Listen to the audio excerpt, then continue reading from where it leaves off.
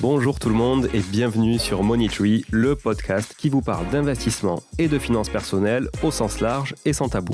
Je suis Julien Calamotte, investisseur passionné et auteur du livre à succès S'enrichir grâce à l'immobilier. J'avais envie de partager ma façon d'investir, forcément, mais également de découvrir avec vous de nouvelles façons de faire fructifier notre argent. C'est pourquoi j'ai créé ce podcast pour y recevoir des invités qui nous partagent leur savoir et leurs expériences en toute simplicité. J'espère sincèrement que les échanges que je vais avoir avec l'invité du jour vont permettre d'enrichir vos connaissances autant que les miennes. Je vous souhaite une excellente écoute. Parce que ce qu'il faut savoir, c'est que la diffusion de l'annonce, du coup, elle est gratuite, ou en tout cas, elle est incluse dans ces cotisations qui payent l'adhésion à l'association, plus les cotisations. Donc en fait, c'est tous les courtiers qui paient pour l'utilisation de Centris, et ça s'élève à quelques centaines de dollars canadiens par an, si je dis pas de bêtises. Donc ça inclut aussi d'autres outils, puis ça dépend aussi de, évidemment, je pense qu'il y a des offres à tiroir, mais en tout cas c'est quelques centaines de dollars par an dont on se parle, pas grand chose.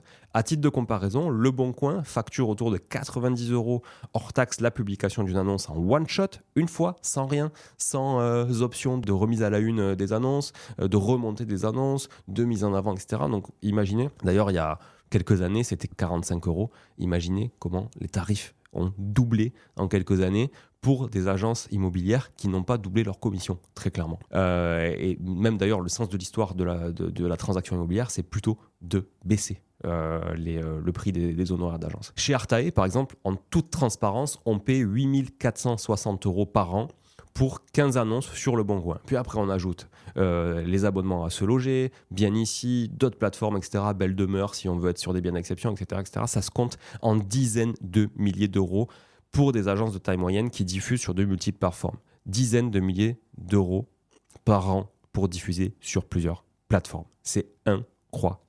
Donc voilà, moi j'aimerais aussi interpeller par cette capsule, si certains me regardent, la FNAIM, qui est la Fédération nationale du du monde de l'immobilier, du monde de la transaction immobilière en France et des agences immobilières. J'aimerais les interpeller aujourd'hui. Est-ce qu'il n'y a pas une solution qui pourrait être envisagée? Est-ce qu'il n'y a pas des fonctionnements qui pourraient être envisagés pour unifier justement toute cette publicité autour des annonces immobilières? Parce que clairement, en matière d'expérience client, et c'est ça qui compte aujourd'hui plus que tout, et c'est ça qui devrait toujours compter, c'est le client. Est-ce qu'il n'y a pas un truc à faire pour justement fluidifier tout ça, créer plus de partage? J'espère que cet extrait vous a plu. On se retrouve dans quelques jours pour l'épisode en entier. Et croyez-moi, ça vaut le détour.